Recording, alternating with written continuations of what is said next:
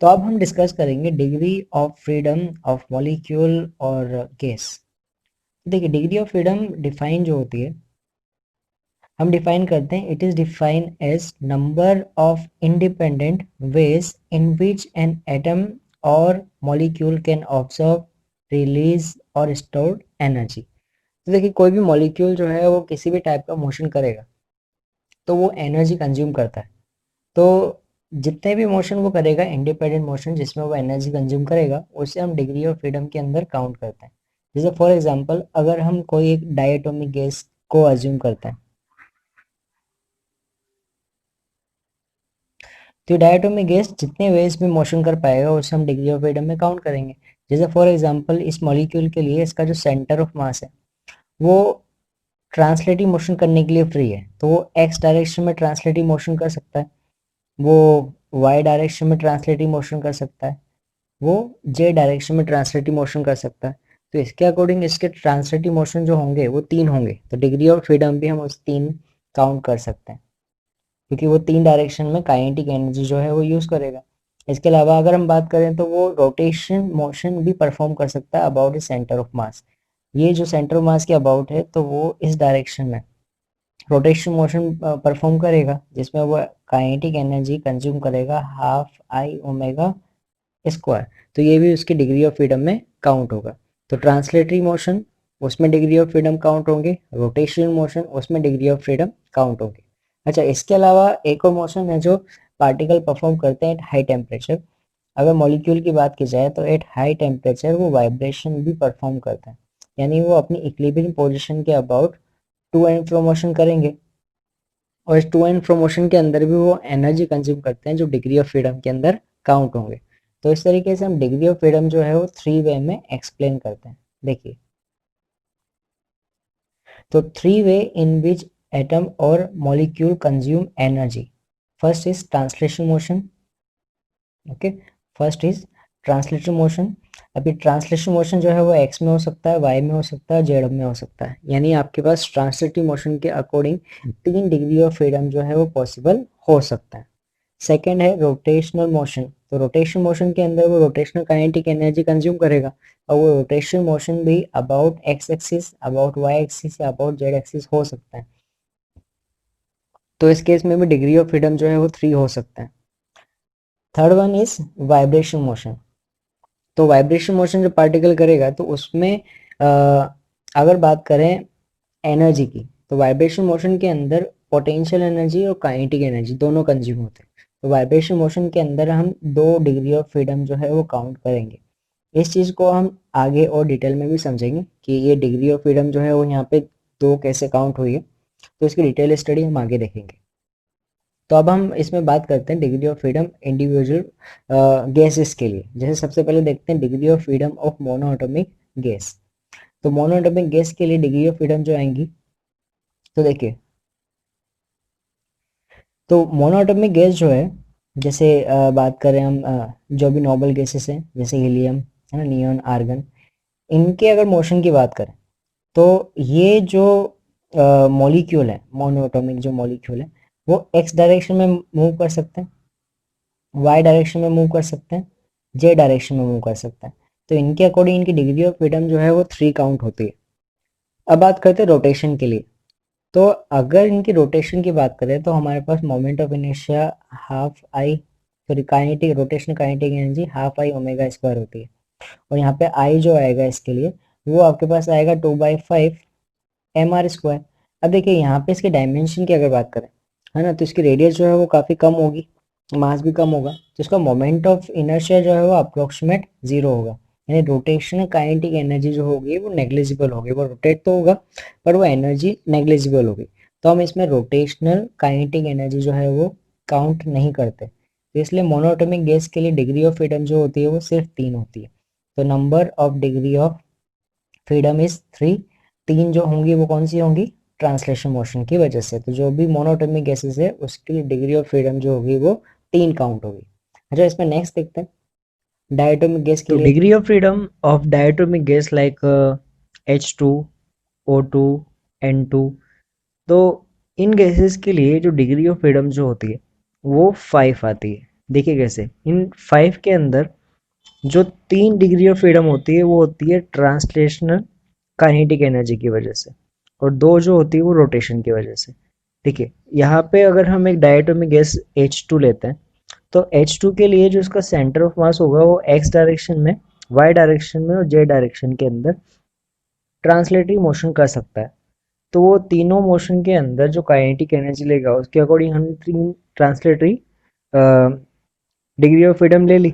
अब रोटेशन की बात करते हैं, तो रोटेशन के अंदर एक जो है वो है वाई एक्सिस के along.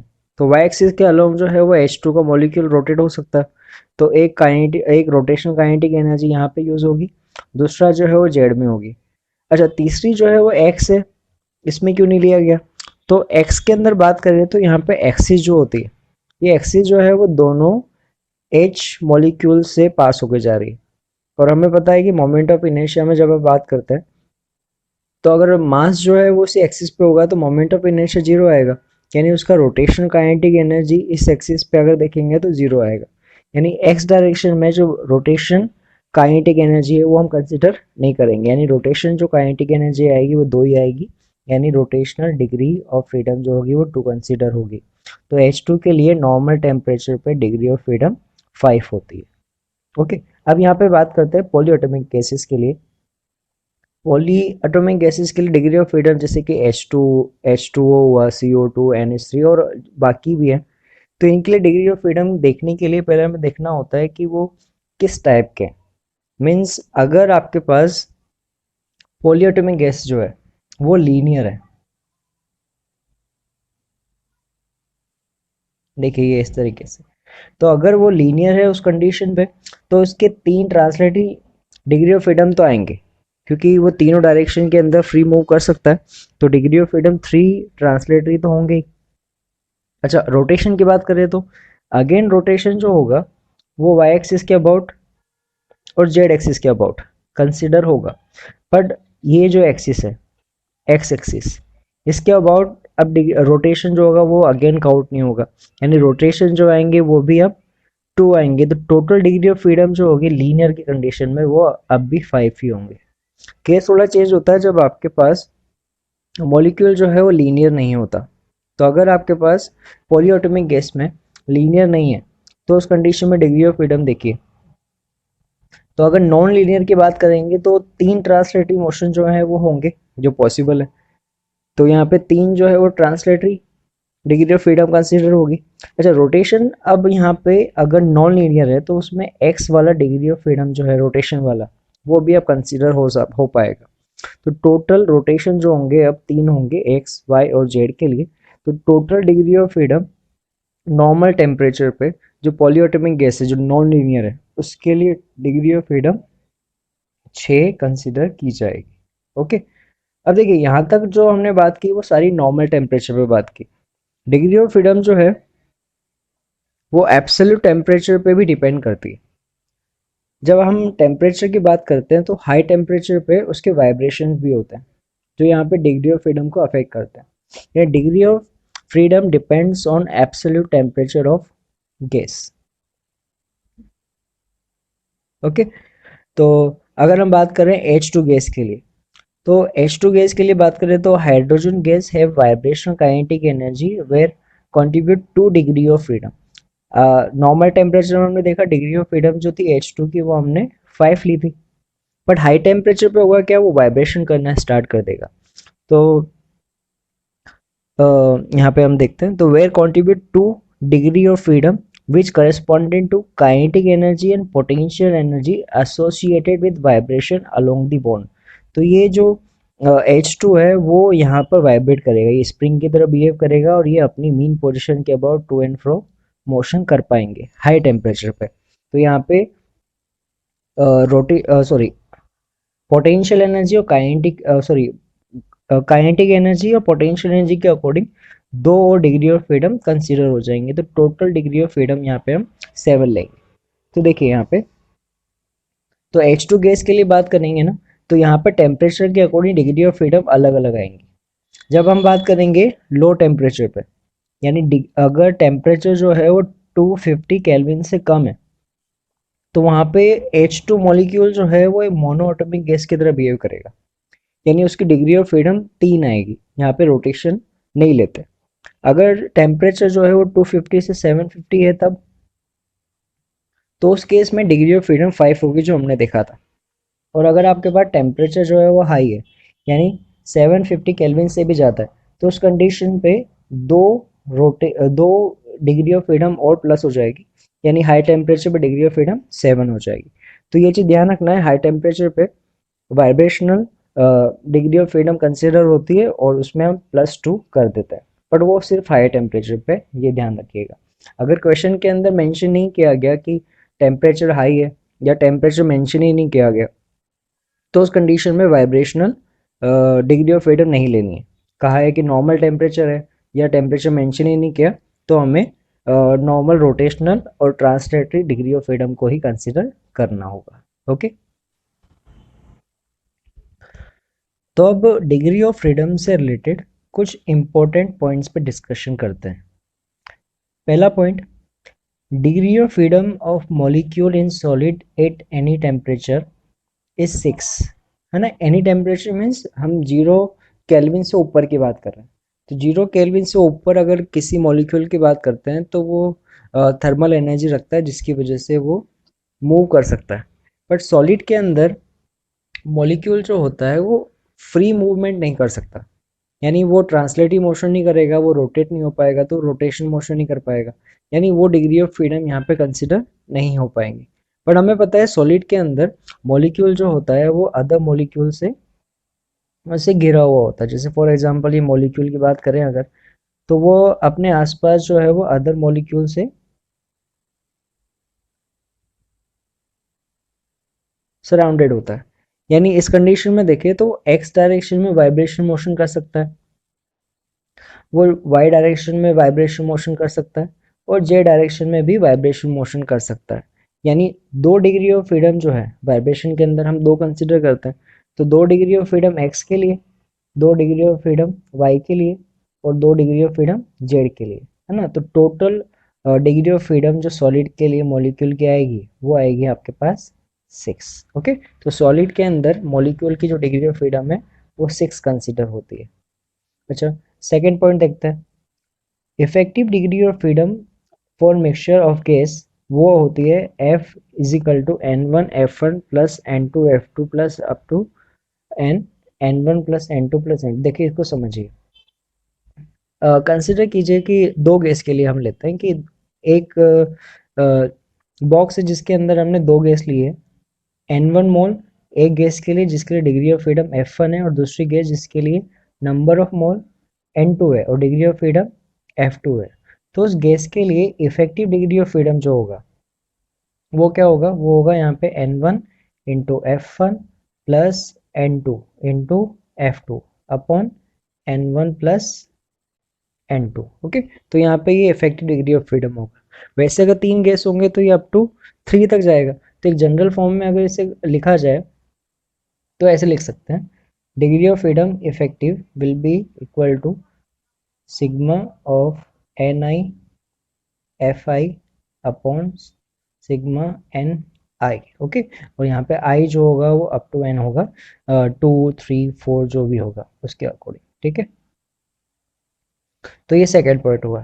Third point, unless and until stated in question you can take F degree of freedom 3 for monatomic, 5 for diatomic, 6 for non-linear polyatomic gases। Okay, तो जब तक क्वेश्चन में टेम्परेचर मेंशन नहीं किया हुआ है कि हाई टेम्परेचर है, तो उस कंडीशन पे आप normal degree of freedom monatomic gas के लिए 3, डायटोमिक गैस के लिए 5 और नॉन लीनियर पॉलीएटोमिक गैस के लिए 6 डिग्री ऑफ फ्रीडम लेंगे।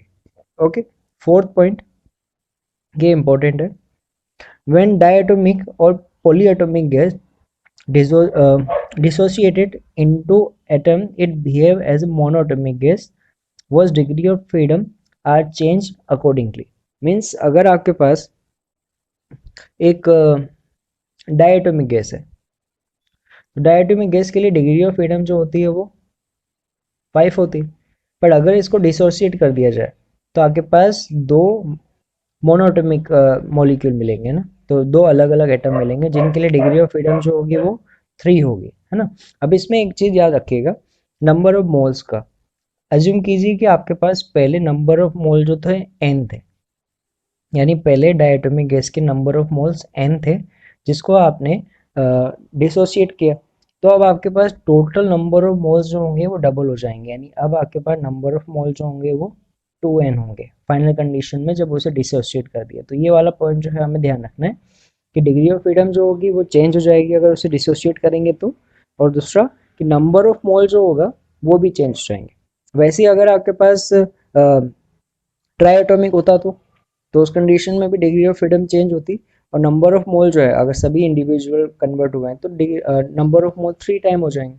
तो वो डिपेंड करेगा अकॉर्डिंग टू क्वेश्चन। ओके, तो ये चीज़ का ध्यान रखना है, नंबर ऑफ मोल्स और डिग्री ऑफ फ्रीडम दोनों चेंज होंगे। ओके, तो नेक्स्ट हम देखते हैं law of equipartition of energy. तो देखिए इस लॉ के अकॉर्डिंग हम बात करते हैं कि जो मॉलिक्यूल की एनर्जी होती है वो डिवाइड कैसे होती है। अगर आपके पास कोई डायटोमिक गैस है तो उसके लिए डिग्री ऑफ फ्रीडम जो होगी वो 5 होगी। तो ये लॉ क्या बोलता है कि जो आपके पास टोटल एनर्जी जो है वो डिग्री ऑफ फ्रीडम के अंदर इक्वली डिस्ट्रीब्यूट होती है, यानी हर एक डिग्री फ्रीडम के लिए जो एनर्जी अमाउंट होगी वो इक्वली डिस्ट्रीब्यूट होगी। जैसे फॉर एग्जांपल अगर आपके पास ये डायटोमिक गैस है जिसके लिए टोटल एनर्जी जो है वो 10 जूल है, यानी कि इसकी हर एक डिग्री फ्रीडम के लिए जो एनर्जी होगी वो 2 जूल होगी। यानी जब वो एक्स डायरेक्शन में ट्रांसलेटिव मोशन करेगा तो उसके लिए जो एनर्जी होगी वो 2 जूल होगी। वाई डायरेक्शन में ट्रांसलेटिव मोशन करेगा तो उसके लिए आपके पास एनर्जी जो होगी वो 2 जूल एसोसिएट होगी। अगर आपके पास जे डायरेक्शन में वो मूव करेगा तो उसमें भी जो एनर्जी होगी वो 2 जूल होगी। वो जब रोटेशन मोशन करेगा वो भी 2 जूल इक्वली डिस्ट्रीब्यूट होगी, यानी हर मोशन के अंदर इक्वल एनर्जी डिस्ट्रीब्यूट होगी। यहाँ से एक और चीज़ पता चलती है कि अगर आपके पास उसकी एनर्जी टोटल 10 जूल है तो उसमें से जो ट्रांसलेटिव मोशन है उसके लिए वो 6 जूल यूज़ कर रहा है, और जो रोटेशन है उसके लिए वो 4 जूल एनर्जी यूज़ करेगा। तो ये जो लो है ये हमें बताता है कि जो डिग्री ऑफ फ्रीडम है उसके अकॉर्डिंग एनर्जी डिस्ट्रीब्यूट होती है। तो इसका स्टेटमेंट देख लेते हैं। इसका स्टेटमेंट है इन थर्मल इक्विलिब्रियम, है ना। तो ये चीज़ याद रखना, थर्मल इक्विलिब्रियम की कंडीशन में बोला जा रहा है। तो in thermal equilibrium energy is shared equally among all degree of freedom of atom और मॉलिक्यूल। तो मॉलिक्यूल के लिए डिग्री ऑफ फ्रीडम के अंदर एनर्जी इक्वली शेयर्ड होती है, इक्वली एसोसिएटेड होती है। ओके, तो each degree of freedom contribute half KBT to the energy of system, यानी हर एक डिग्री ऑफ फ्रीडम के लिए बात करें तो जो एनर्जी होगी वो हाफ केबीटी के बराबर होती है। यहाँ पे केबीटी जो है वो बोल्ट्जमान कांस्टेंट है, और टी जो है वो टेम्परेचर है केल्विन के अंदर, यानी एक डिग्री ऑफ फ्रीडम के लिए वो इतनी एनर्जी लेगा। तो अज्यूम कीजिए कि अगर आपके पास total degree of freedom F है, ओके, तो उस total F degree of freedom के लिए जो उस एटम या उस सिंगल मॉलिक्यूल के लिए एनर्जी आएगी वो आएगी हाफ एफ के बी टी। यहाँ पे एफ जो होगी वो डिग्री ऑफ फ्रीडम होगी उसके लिए। ओके, अगर मोनोएटॉमिक गैस हुआ तो 3, डायटोमिक गैस हुआ तो डिग्री ऑफ फ्रीडम 5, और कोई नॉन लीनियर पॉलीएटॉमिक गैस हुआ तो उसके लिए 6। ओके, तो अगर यहाँ पे ये तो सिंगल मॉलिक्यूल की बात है या सिंगल एटम की बात करते हैं। अगर यहाँ पे एन मॉलिक्यूल हुए तो उस गैस के लिए जो टोटल एनर्जी होगी उसमें हम इसमें एन मल्टीप्लाई कर सकते हैं। तो उस गैस के लिए जो टोटल एनर्जी आएगी वो आ जाएगी हाफ एफ एन के बी टी। यहाँ पे जो एन है वो टोटल नंबर ऑफ एटम है जो उस गैस के अंदर होंगे, उस अमाउंट ऑफ गैस के अंदर होंगे उसके अकॉर्डिंग। ओके, तो अब तक हमने डिग्री ऑफ फ्रीडम और पार्टीशन ऑफ एनर्जी को समझा। तो उसको हम कंबाइनिंग टेबल के लिए समझ लेते हैं कि अलग अलग गैस के लिए जो डिग्री ऑफ फ्रीडम है और जो एवरेज काइनेटिक एनर्जी है उनकी वैल्यू क्या होती है। तो अगर इस टेबल में हम देखें तो सबसे पहले बात करते हैं मोनोएटॉमिक गैस के लिए, जैसे कि हीलियम हुआ, और जो हमने और नॉवल गैस के लिए जो बात की थी उनके लिए। तो जो ट्रांसलेटरी जो है वो डिग्री ऑफ फ्रीडम होंगी 3, रोटेशन 0, तो टोटल डिग्री ऑफ फ्रीडम 3 होंगे, है ना। यहाँ पे हमने जो टेम्परेचर है वो नॉर्मल लिया हुआ है तो वाइब्रेशन नहीं ले रहे हैं हम। ओके, बाकी हमें पता है कि जो मोनोटॉमिक गैस है उनमें वाइब्रेशनल डिग्री ऑफ फ्रीडम नहीं लेनी है। ओके, वो डायटोमिक या पॉलीएटॉमिक के अंदर ही आएगा। तो यहाँ पे डिग्री ऑफ फ्रीडम 3 है, तो जो एवरेज एनर्जी होगी है ना, वो आपके पास आएगी 3/2 केबीटी। ओके, ये आपके पास एक सिंगल मॉलिक्यूल की एनर्जी होगी। ओके, डायटोमिक के लिए बात करें, जैसे फॉर एग्जांपल H2 के लिए, तो डिग्री ऑफ फ्रीडम ट्रांसलेटेड 3 होगी, है ना, और जो रोटेशन होगा वो 2 होगा, तो 5, है ना। तो यहाँ पे उसकी एनर्जी आएगी 5/2 kT, है ना। तो हाफ केबीटी सिंगल के लिए, तो 5 डिग्री ऑफ फ्रीडम के लिए 5/2 kT। और पॉलीएटॉमिक गैस के लिए बात करें तो यहाँ पे नॉन लीनियर लिया हुआ है, तो 3 ट्रांसलेटरी होंगे, 3 रोटेशन होंगे, यानी टोटल डिग्री ऑफ फ्रीडम हो गए 6। तो यहाँ पे हमारे पास जो एनर्जी हो गई वो आ जाएगी 6/2 kT, यानी 3 kT एक सिंगल मॉलिक्यूल के लिए इतनी एनर्जी एसोसिएटेड होगी, है ना। तो यहाँ पे देखिए हम कंपेयर भी कर सकते हैं कि अगर बात करो मोनोटॉमिक गैस के लिए, तो एनर्जी जो होती है वो 3/2 यानी 1.5 kT होगा। अगर डायटोमिक होगा तो वो 2.5 होगा, और पॉलीएटॉमिक होगा वो 3 होगा, यानी यहाँ से जो एनर्जी एसोसिएटेड है वो इंक्रीज हो रही है। ओके, तो अब तक हमने डिग्री ऑफ फ्रीडम और एनर्जी जो है उस पोर्शन को पढ़ा। तो अब उनसे रिलेटेड कुछ क्वेश्चन की प्रैक्टिस करते हैं। देखिए, सबसे पहला क्वेश्चन है,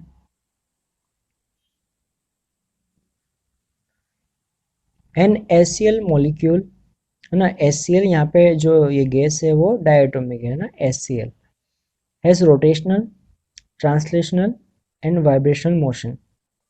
If VRMS velocity is v, m is mass, then temperature will be। देखिए, अगर VRMS दिया हुआ है यानी वो इसकी स्पीड है, मास दिया हुआ है, तो एनर्जी जो है वो जो हमने केटीजी में पढ़ा था वहाँ से भी हम एनर्जी निकाल सकते हैं। वहाँ से हमारे पास जो एनर्जी आएगी वो आएगी हाफ एम वी स्क्वायर। यहाँ पे वी जो है वो VRMS है, मास उस मॉलिक्यूल का मास है, तो ये एनर्जी है। देखिए, अब यहाँ पे एक इम्पोर्टेंट बात समझिए, जो अभी हमने एनर्जी की बात की, तो अगर हम नॉर्मल एनर्जी की बात करें तो हमने कहा कि डिग्री ऑफ फ्रीडम यहाँ पे डायटोमिक गैस के लिए और जो रोटेशन है, ट्रांसलेशन और वाइब्रेशन है, तीनों को कंसिडर किया हुआ है। तो उस कंडीशन में डिग्री ऑफ फ्रीडम जो है वो 7 हो जाएगी, यानी 7/2 kT, है ना। बट ये जो है उसकी टोटल एनर्जी है, और ये चीज़ ध्यान रखिए कि ये जो एनर्जी हमने निकाली है हाफ एम वी स्क्वायर, ये सिर्फ उसकी लीनियर मोशन की वजह से, ये केवल ट्रांसलेटरी है। तो इन दोनों को हम बराबर नहीं कर सकते, यानी इस केस में अगर हम दोनों को बराबर करके आंसर निकालेंगे, ऑप्शन ए जो आएगा वो गलत होगा। क्यों? क्योंकि यहाँ पे 7 के अंदर तीनों टाइप ऑफ मोशन जो है वो कंसिडर है, और इसके अंदर जो एनर्जी है वो सिर्फ ट्रांसलेशन मोशन है। तो यहाँ पे हमें जो करना होगा वो क्या करना होगा, यहाँ पे जो हमें एनर्जी देनी होगी वो सिर्फ ट्रांसलेटिव लेनी होगी। तो यानी अगर हम डिग्री ऑफ फ्रीडम के अंदर देखें तो ट्रांसलेटिव मोशन के लिए सिर्फ 3 डिग्री ऑफ फ्रीडम आएंगी। तो यहाँ पर जो ट्रांसलेटिव काइनेटिक एनर्जी आएगी टेम्परेचर की वजह से, वो आएगी 3/2 kT, है ना। तो ये समझ में आता है यहाँ पे 3 क्यों लिया था, क्योंकि यहाँ पे हमारे पास जो एनर्जी है वो केवल ट्रांसलेटिव मोशन की वजह से है। तो इन दोनों को इक्वेट कर देंगे हम, तो यहाँ से हमारे पास आंसर आ जाएगा T = mv² upon 3k। Okay, तो हमारे पास आंसर जो आएगा करेक्ट वो आएगा 4। ओके, तो यहाँ पे डिग्री ऑफ फ्रीडम होगी जो सिर्फ 3 लिए, वो सिर्फ ट्रांसलेटिव मोशन की वजह। मोलर हीट कैपेसिटीज, तो सबसे पहले हम डिस्कस करते हैं कि जो मोलर हीट कैपेसिटी है वो एक्चुअल में है क्या। तो देखिए, अगर किसी गैस को अगर हम हीटअप करते हैं तो उसमें जो चेंज इन टेम्परेचर है वो कुछ फैक्टर्स पे डिपेंड करता है, जैसे कि अमाउंट ऑफ हीट ट्रांसफ़र। जो आपके पास डेल्टा टी जो होगा वो डिपेंड करता है अमाउंट ऑफ हीट ट्रांसफ़र, मतलब आपने कितना एनर्जी जो है वो ट्रांसफ़र की है। दूसरा डिपेंड करता है अमाउंट ऑफ गैस, यानी उसे हम मोल से रिप्रेजेंट कर देंगे। अच्छा, इसके अलावा जो थर्ड फैक्टर है वो डिपेंड करता है टाइप ऑफ गैस पर भी। तो आपके पास जो मोलर हीट कैपेसिटी है, मोलर हीट कैपेसिटी वही गैस की डिपेंडेंस बताती है जो टेम्परेचर चेंज को अफेक्ट करती है। ओके, तो इसको हम डेफिनेशन में देख लेते हैं पहले। देखिए, तो इसकी डेफिनेशन देखें तो molar heat capacities, molar heat capacities of gas defined as the heat given per mole of gas per unit rising temperature। मतलब गैस के यूनिट अमाउंट को यूनिट टेम्परेचर चेंज करने के लिए जो अमाउंट ऑफ हीट हम ट्रांसफर करेंगे उसको हम मोलर हीट कैपेसिटी डिफाइन करते हैं। तो देखिए, molar heat capacity C is equal to delta Q, वो अमाउंट ऑफ हीट है जो हमने उस गैस को ट्रांसफ़र किया है, एन जो है नंबर ऑफ मोल्स है, और डेल्टा टी जो है वो टोटल चेंज इन टेम्परेचर है। तो यहाँ से जो यूनिट अमाउंट और यूनिट टेम्परेचर चेंज के लिए जो हीट होगी वो यहाँ से इस फॉर्मूले से आ जाएगा। तो अगर यहाँ से हम हीट ट्रांसफ़र की बात करें तो जो अमाउंट ऑफ एनर्जी हमें ट्रांसफ़र करनी पड़ेगी डेल्टा टी और एन मोल को, तो वहाँ से हमारे पास ये फॉर्मूला आ जाता है delta Q is equal to N C delta T. Okay, तो ये आपके पास फॉर्मूला आ गया हीट ट्रांसफ़र का। ओके, तो यहाँ पे आपके पास सी जो है वो कुछ फैक्टर पे डिपेंड करता है जो अभी हमने कहा, टाइप ऑफ गैस। तो देखिए, तो आपके पास जो मोलर हीट कैपेसिटी है ना, वो उसकी जो एसआई यूनिट होती है वो होती है जूल पर मोल केल्विन। और second point, the value of see depends on process through which its temperature is raised. मतलब आपके पास जो स्पेसिफिक हीट है उसकी वैल्यू डिपेंड करती है कि जो प्रोसेस हम यूज़ कर रहे हैं उस प्रोसेस पे डिपेंड करेगा, है ना। तो यहाँ से हम इस चीज़ को देख पाएंगे। तो इसके आगे हम यहाँ पे बात करते हैं। तो देखिए, आपके पास जो मोलर हीट कैपेसिटी है वो कुछ अभी हमने कहा प्रोसेस पे डिपेंड करती है। तो यहाँ पे हम दो प्रोसेस की बात करेंगे, एक कांस्टेंट प्रेशर पे और कांस्टेंट वॉल्यूम पे। तो सबसे पहले देखते हैं molar heat capacity at constant volume. तो देखिए, the amount of heat needed to raise the temperature of 1 mole of substance by 1 degree Celsius at constant volume। यानी जब हम उसमें जो टेम्परेचर चेंज ला रहे हैं यूनिट अमाउंट के लिए, जो टेम्परेचर चेंज ला रहे हैं वो अगर कांस्टेंट वॉल्यूम पे लाएंगे तो उस कंडीशन पे जो आपके पास हीट कैपेसिटी डिफाइन होगी उसे हम बोलेंगे CV, है ना। Molar heat capacity is constant volume. तो उसके लिए हमारे पास फॉर्मूला तो सेम ही रहेगा, बस यहाँ पे आपके पास जो है कांस्टेंट वॉल्यूम पे आएगा। अच्छा, डेल्टा क्यू जो है वो अमाउंट ऑफ हीट है, यानी वो इंटरनल एनर्जी के बराबर होगा। और ये वाला फॉर्मूला हमने पहले देखा है कि जो एनर्जी होती है गैस के लिए वो होती है F/2 nRT। यहाँ पे F जो है डिग्री ऑफ फ्रीडम है, N number of moles, R gas constant और T टेम्परेचर है। ओके, तो इसको अगर हम यहाँ पे पुट करेंगे तो CV का हमें फॉर्मूला मिलेगा CV is equal to F/2 into R. Okay, N और डेल्टा टी हट जाएगा यहाँ से, तो हमारे पास CV का फॉर्मूला मिल गया। CV हमारे पास मिलेगा हाफ FR।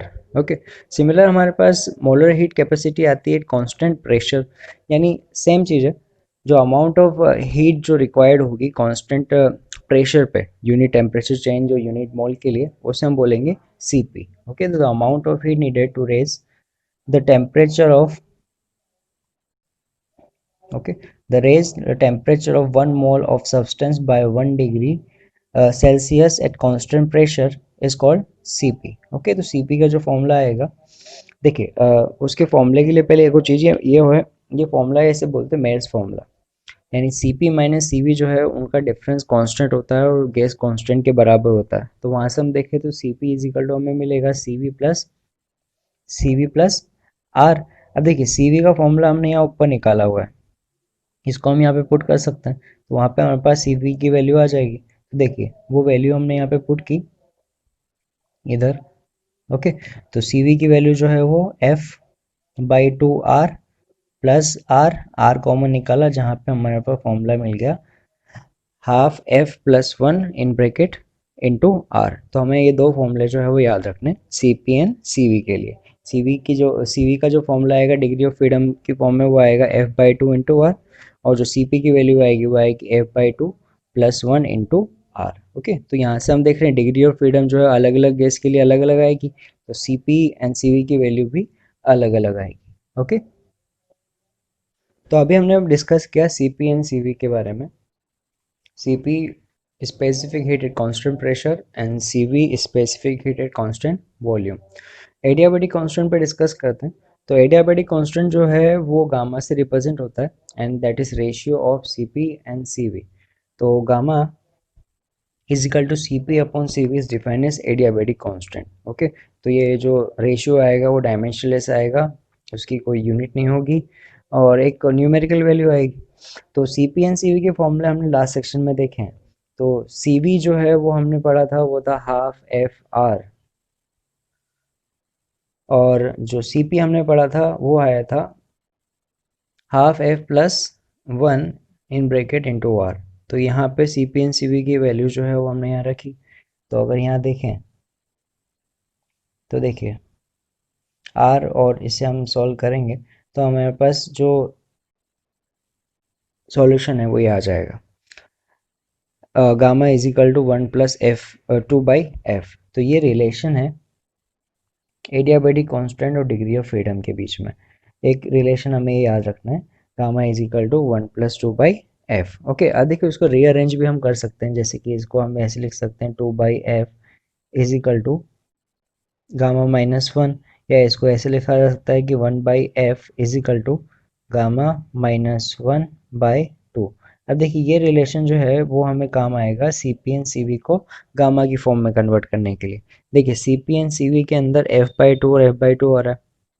ओके, तो अगर हम यहाँ से रिलेशन जो है वो वहाँ पे रखेंगे तो हमारे पास जो C P and C V है उनके इस फॉर्म में गामा की फॉर्म में रिलेशन आ जाएंगे। ओके, तो देखिए, तो अगर हम यहाँ पे one by F is equal to gamma minus one वहाँ रखते हैं सी वी के फॉर्म में, तो हमें मिलता है C V is equal to R upon gamma minus one.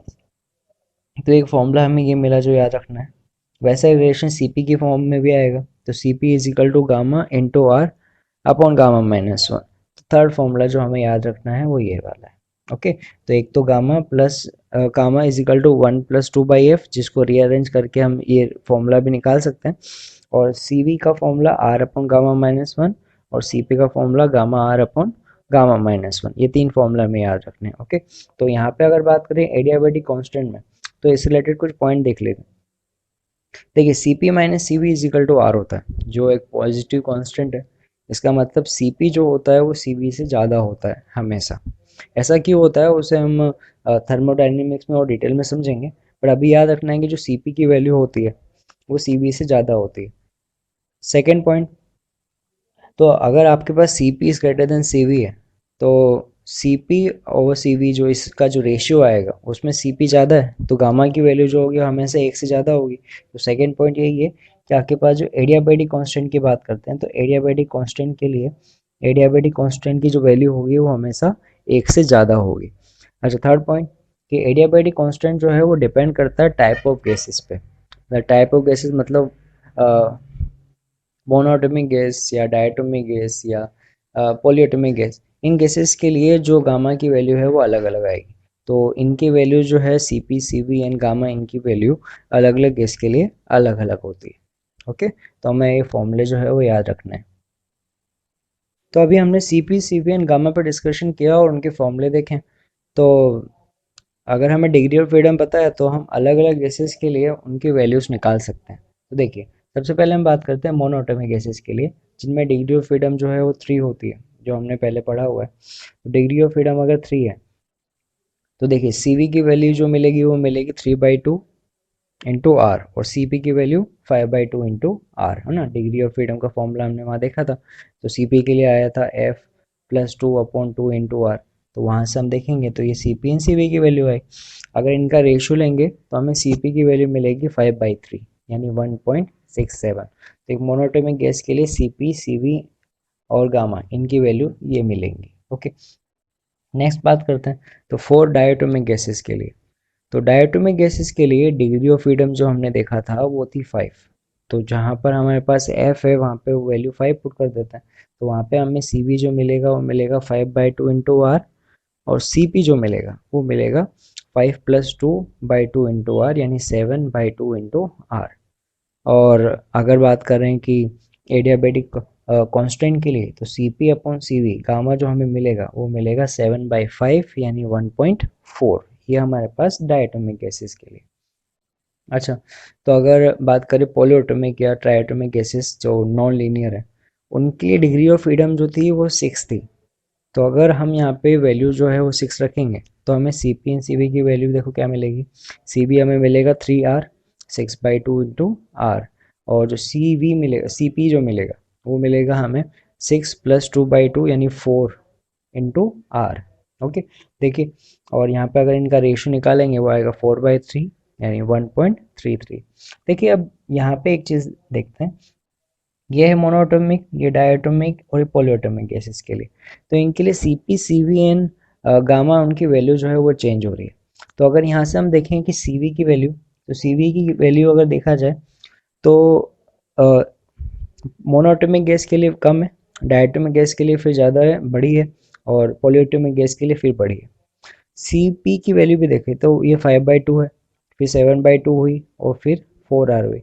यानी यहाँ पे अगर देखें तो सी पी और सी वी, तो जब आपके पास गैसेस जो है वो मोनोटोमिक डायटोमिक ट्राइटोमिक ऐसे इंक्रीज हो रहा है तो C P and C V की वैल्यू जो है वो इंक्रीज हो रही है। पर वहीं देखिए गामा की वैल्यू, तो देखिए गामा का रेशियो जो है वो मोनोटोमिक गैस के लिए जो है वो है 1.67। पर अगर बात करें डायटोमिक गैस के लिए तो वो कम होके 1.4 रह गया। और अगर ट्राइटोमिक गैस के लिए बात करें तो 1.33। यानी इन गैसेस के लिए अगर सीक्वेंस में बात करें तो C P and C V की वैल्यू, दोनों की ही वैल्यू इंक्रीज होती है, बट यहाँ पर गामा की वैल्यू जो होती है वो डिक्रीज होती है। ओके, तो यहाँ पे ये कुछ पॉइंट जो हमें ध्यान रखना है कि इस टाइप के कंसेप्चुअल क्वेश्चन जो है वो कई बार हमसे पूछ लिए जाते हैं। तो ये चीज़ याद रखिएगा कि इनमें रिलेशन जो है होते हैं, ये होता है। अच्छा, एक और चीज़ जो यहाँ पे ध्यान देने वाली बात है कि अगर तीनों गैसेस के लिए बात करें, मोनोएटॉमिक, डायटोमिक और पॉलीएटॉमिक गैस के लिए, तो उनके लिए Cp और Cv का जो डिफरेंस है ना, वो कांस्टेंट है। देखिए, यहाँ पे Cp माइनस Cv जो है वो तीनों केसेस के लिए इन दोनों का डिफरेंस जो है वो हमें सेम मिल रहा है, दैट इज R। ओके, तो यहाँ पे हमें इन पॉइंट्स का ध्यान रखना है। पहला पॉइंट कि Cp एंड Cv जो है उन गैसेस के लिए है ना, मोनोटोमिक, डायटोमिक, ट्राइटोमिक, इनके लिए Cp Cv इंक्रीज होगा, गामा की वैल्यू डिक्रीज होगी, और इनके डिफरेंस जो होंगे, Cp एंड Cv के डिफरेंस होंगे वो हमेशा कांस्टेंट रहेंगे। ओके, तो अब तक हमने डिस्कस किया Cp Cv, गामा और मोनोएटॉमिक, डायटोमिक और ट्राई एटॉमिक गैसेस के लिए उनकी वैल्यूज़। ओके, तो वही वैल्यूज़ जो है Cp Cv एंड गामा, उनकी वैल्यू अगर हमें मिक्सचर ऑफ गैसेस के लिए निकालनी होगी तब, तो उस टाइप के क्वेश्चन के लिए हमें कुछ फॉर्मूले देखने होंगे। जैसे सबसे पहले हम बात करते हैं कि अगर एक मिक्सचर की बात करें, उस मिक्सचर में हमने N1 मोल जो है वो उस गैस के लिए जिसके लिए specific heat at constant volume जो है वो Cv1 है। दूसरी गैस जो है उसके N2 मोल लिए हैं जिसके लिए specific heat at constant volume जो है वो Cv2 है, और ऐसे अप टू N लिया है हमने। तो उस कंडीशन पे हमारे पास Cv ऑफ मिक्सचर जो होगा वो क्या होगा, तो वो हम इस फॉर्मूले से निकालेंगे, ये वाला formula, N1 Cv1 plus N2 Cv2 so on upon total number of moles, है ना, N1 plus N2 plus N3 up to N। तो ये हमारे पास फॉर्मूला हो गया Cv फॉर मिक्सचर। ऐसे अदर फॉर्मूले भी जो है वो सिमिलर है। अगर हमें Cp निकालना होगा तो similarly N1 Cp1 plus N2 Cp2 up to N upon total number of moles. तो ये हमारे पास मिक्सचर के लिए Cp की वैल्यू आ जाएगी। अच्छा, अगर हमें डिग्री ऑफ फ्रीडम निकालनी है, degree of freedom of mixture, तब तो देखिए हमने ये पॉइंट हमने पहले भी डिस्कस किया है जब हमने बात की थी डिग्री ऑफ फ्रीडम की, तो वहाँ पे भी हमने ये चीज़ डिस्कस की थी।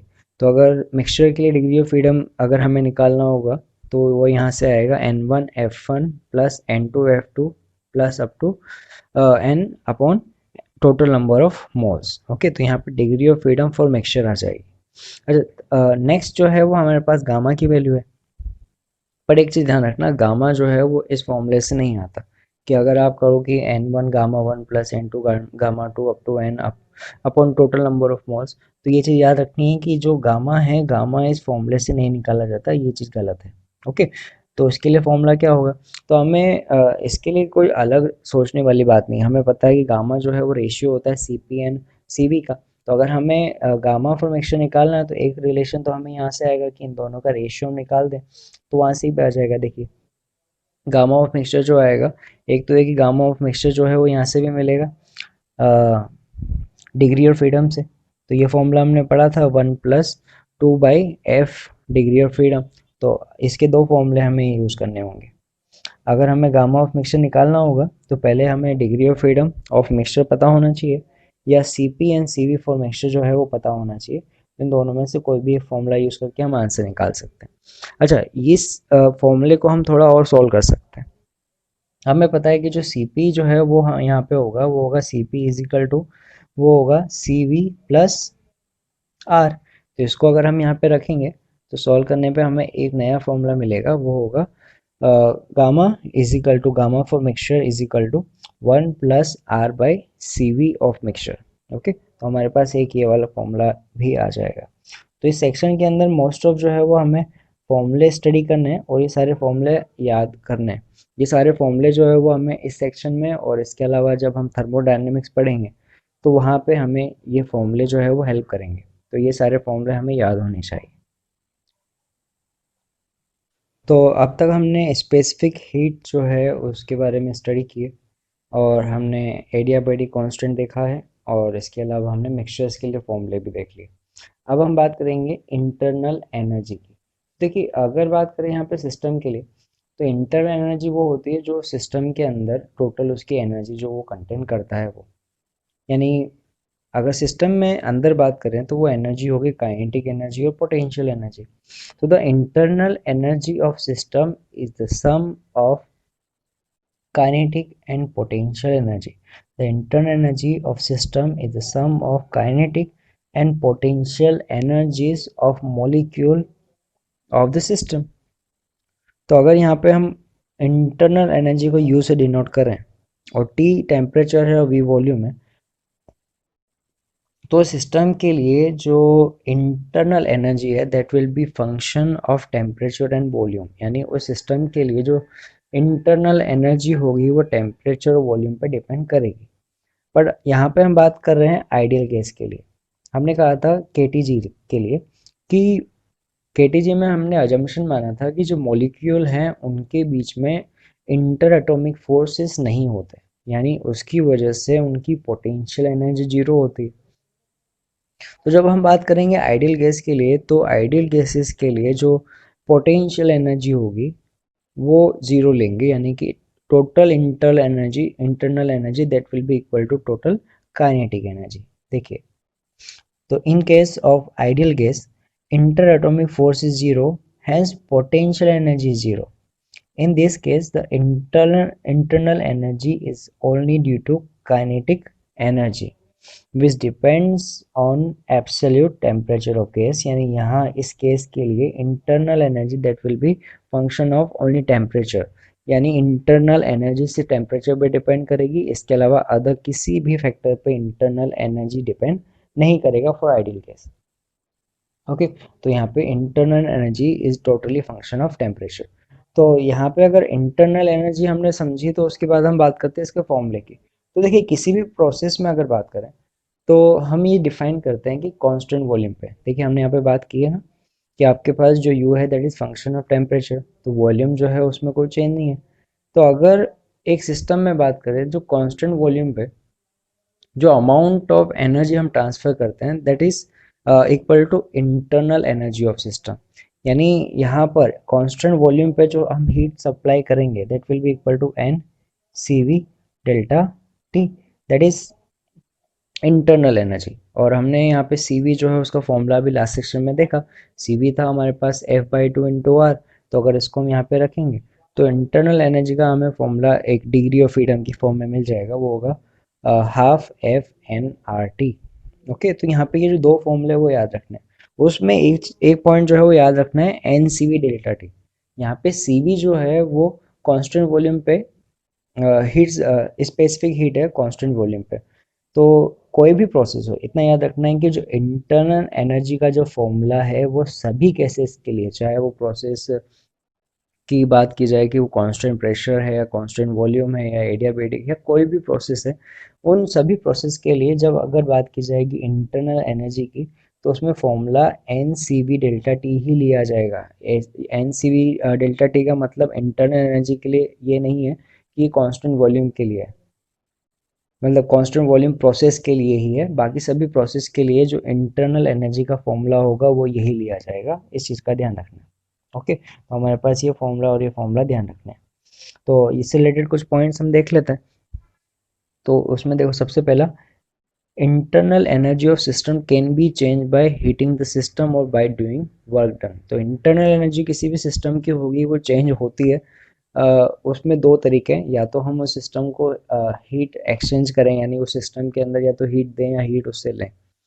दूसरा तरीका है कि उस पर वर्क डन करें, जैसे फॉर एग्जांपल हम किसी पिस्टन है वो किसी सिलेंडर सिस्टम को लें और सिलेंडर के लिए कोई गैस हम फील करें और उस पिस्टन को पुश या रिलीज करें, तो उस कंडीशन में गैस या तो एक्सपेंड होगी या कंप्रेस होगी। तो उस कंडीशन पे भी इंटरनल एनर्जी चेंज हो सकती है। ओके, सेकेंड पॉइंट है, internal energy is an extensive property. तो देखिए, एक्सटेंसिव क्वांटिटी जो होती है वो क्या होती है? तो एक्सटेंसिव क्वांटिटीज वो होती है जो अमाउंट ऑफ गैस पे डिपेंड करती है। यानी अगर अमाउंट ऑफ गैस चेंज करोगे तो इंटरनल एनर्जी चेंज हो जाएगी। तो internal energy amount of gas पे डिपेंड करेगी। ओके, जैसे कि हम अगर हम 2 मोल के लिए बात करें या 4 मोल के लिए बात करें या 10 मोल के लिए बात करें, इंटरनल एनर्जी चेंज हो जाएगी। थर्ड पॉइंट बात करते हैं, the internal energy is function of system state function. State function क्या होता है पहले वो समझिए। स्टेट फंक्शन मतलब वो प्रॉपर्टीज की बात हो रही है जो सिर्फ स्टेट पे डिपेंड करते हैं, वो पाथ पे डिपेंड नहीं करते। यानी अगर हम एक प्रोसेस से दूसरे प्रोसेस में जाते हैं तो ऐसी क्वांटिटीज जो इनिशियल स्टेट और फाइनल स्टेट पे डिपेंड करती बट पाथ ऑफ प्रोसेस पे डिपेंड नहीं करती, उसे हम बोलते हैं स्टेट फंक्शन। तो internal energy is a state function, okay, because it value depends only on current state of system, not path taken by process undergo arrive at this state। तो वो इस स्टेट पे कैसे आया वो इस चीज़ पे डिपेंड नहीं करता, वो डिपेंड करता है इनिशियल और फाइनल पे। इसको सिमिलरली आप ग्रेविटेशन पोटेंशियल एनर्जी से भी रिलेट कर सकते हो, जैसे वो होता है वैसे ये कि वो पाथ पे डिपेंड नहीं करता, इनिशियल और फाइनल स्टेट पे डिपेंड करेगा। ओके, फोर्थ पॉइंट, ऐसा यूनिट जो होगी उसकी जूल होगी इंटरनल एनर्जी की। तो ये हमारे पास कुछ पॉइंट है जो हमें याद रखने हैं। तो अब तक हमने बात की सीपी सीवी और एडियाबैटिक कांस्टेंट की और इंटरनल एनर्जी की। तो हमने कहा था कि वो टाइप ऑफ गैसेस पे डिपेंड करता है। तो इस टेबल पे हम मोनोएटॉमिक, डायटोमिक और पॉलीएटॉमिक गैसेस के लिए उनकी वैल्यू का एक कंपेरिजन देखते हैं। तो देखिए, सबसे पहले बात करते हैं मोनोएटॉमिक गैस के लिए। तो डिग्री ऑफ फ्रीडम जो होती है उसके लिए हम 3 लेते हैं। तो अगर हम यहाँ पे नंबर ऑफ मोल्स जो है वो अगर 1 कंसिडर करते हैं तो हमने टोटल एनर्जी का फॉर्मूला पढ़ा था, वो था N C B delta T. Okay, या दूसरा फॉर्म जो हमने पढ़ा था वो था F/2 into N R T. तो वहाँ से हम देखेंगे फॉर्मूला, तो टोटल एनर्जी का जो फॉर्मूला मिलेगा वो मिलेगा 3/2 आर टी मोनोटोमिक गैस के लिए। सी पी जो होगा वो होगा 5/2 into R, C V 3/2 into R, और गामा की वैल्यू 1.67।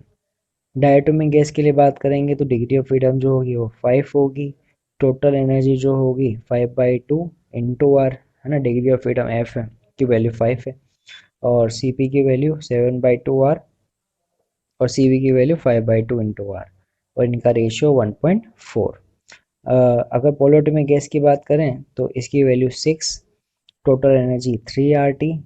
ओके, सी पी की वैल्यू 4 R, सी वी की वैल्यू 3 R, और इनका रेशियो 1.33 होगा। ओके, तो जैसे कि मैंने बताया था कि सी पी जो है अगर ऊपर से नीचे देखेंगे तो सी पी बढ़ रहा है, सी वी भी बढ़ रहा है, बट ऊपर से नीचे अगर बात करेंगे तो जो गामा है वो डिक्रीज हो रहा है, इनका डिफरेंस जो है वो कांस्टेंट है। और टोटल एनर्जी के लिए देखेंगे, यानी इंटरनल एनर्जी की देखेंगे, तो वो इन गैसेस के लिए जो हो रही है वो इंक्रीज